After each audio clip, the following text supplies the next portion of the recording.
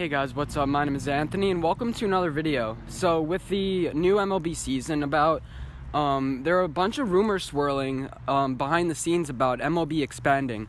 Now I'm gonna make a 2, maybe 3-part series on this, but my plan is a part 1 showing how ideally the MLB would expand and some pros and cons along with it, and definitely let me know what you guys think in the comments down below because I'll be very interested. I made videos like these before, but this one I'm making into a 2-part series because I feel like there's enough information to make it into 2 parts because it's more logical, and yeah, we could build on the intentions. And I may make a part 3 based on what rules I want in the MLB, but that's maybe a separate video. I might not even make like part 1, part 2, part 3. It might just be a separate video. Okay, let's begin. So how it currently stands is that there's 6 divisions, there's 2 leagues and 3 divisions each league, and each division has 5 teams. How the playoffs used to work is that you used to have 4 divisions. Each winner of each division plays against each other, and then the winner of that is in the championship.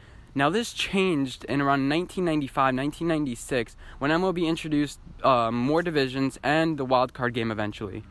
Now how it works is that there's 3 division winners in each league, and there's 2 wild card winners. The wild card winners face off in a 1-game playoff, and the winner of that plays the highest ranked seed at the time. Now this is great. I mean, there are pretty much 10 teams in the playoffs, but this is very few compared to the leagues like the NBA, the NHL, who almost have half the teams making the playoffs.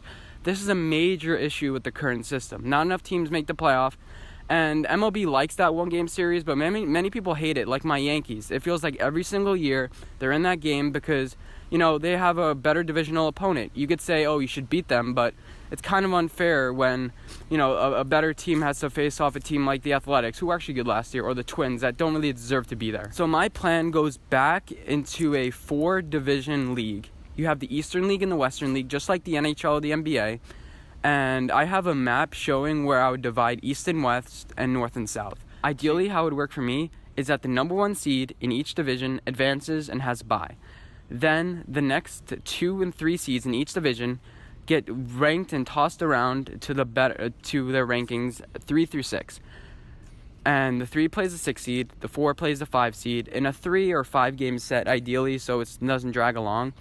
Then you have the worst team plays the higher seed, kind of like how the NFL works. If the 6 seed wins, it plays the number 1 seed, but if the 3 team wins, it's not going to play the number 1 seed. Next, they battle it out in a 5-game set, and then from there on, it's 7 games. This is exactly what it'd be like if this system played out last year. Obviously, the games that they played would have been different because of the different divisions or whatever, but let's just have fun. So I have the Yankees beating the Pirates, so they would play the Rays, and then I have the Braves beating the Indians, so I have them playing the Red Sox. Now, between the Red Sox and the Braves, I have the Red Sox winning, and the Yankees-Rays, I have the Yankees winning. Then I have the Dodgers and Rockies advancing in that first round where it's a 3 to 5 game set. I have the Dodgers beating the Brewers because they end up beating them in the ALCS.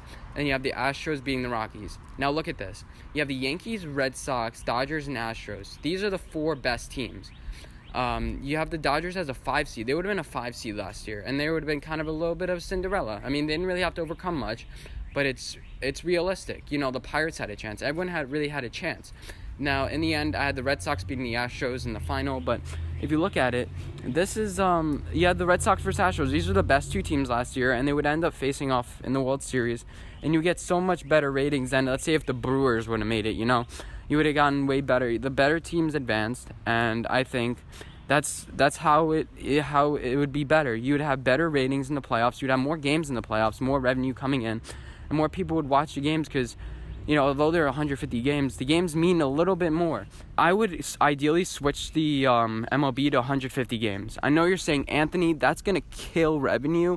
It's 12 games, but MLB has an attendance problem as it is.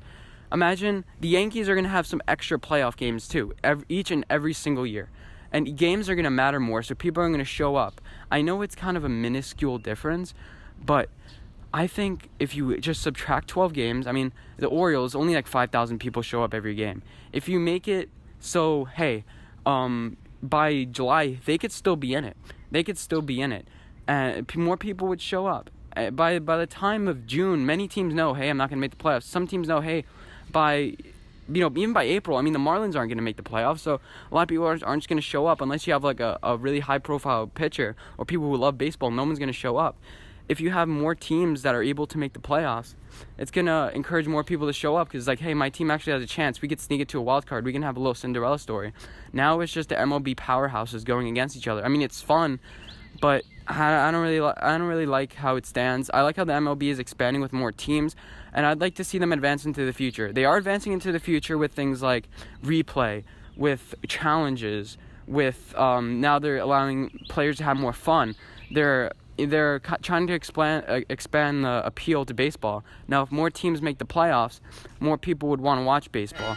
And with this, there would be no DH in both leagues. I mean, this is highly debated, and I'm going to include that in my other video that I'm going to do. But I think that DH should be all around, and I think that's what the MLB is looking forward to. Now, Rob Manfred, the commissioner of baseball, said he wants to expand to 2 more teams. Now, you can't really have 6-team divisions, and at the current state of baseball, you would have 10 teams making the playoffs and 32 teams competing for the playoffs. That's really, really low ratio. You want teams to compete. Having 6 teams in a division, I don't think is really going to appeal, so MLB needs to realign and relocate, and this is what I think they're going to do. Now, again, one of the problems that I see with this is that it's such a sudden change for MLB. The old folks are going to be like, no, we don't want this, but the MLB, after a while, is going to have to change. You can't pander to the old people that are like, oh, baseball used to be America's pastime, because you have to advance into the future. There has to be a time where the MLB goes, hey, we need to speed up the game, the pace of the game, not the time of the game, because I don't think anybody thinks the game drags on, like, as far as time-wise, but the pace. You have to be a little bit more action, and I think MLB is taking the correct steps. And I'll mention all the rules in a different video, but for now, I think that's it. Now, if you noticed in the division standings, I had Expansion 1, Expansion 2. I'm going to make a separate video about which teams I think are going to expand, so make sure you guys watch part 2. It's going to be like a top probably 5 to 10 list of teams that I could see, and it's going to be very interesting. It's just, I'm working on it now, and it's taking a long time. Anyway, thank you guys for watching, and I'll see you in my next video. Bye, guys.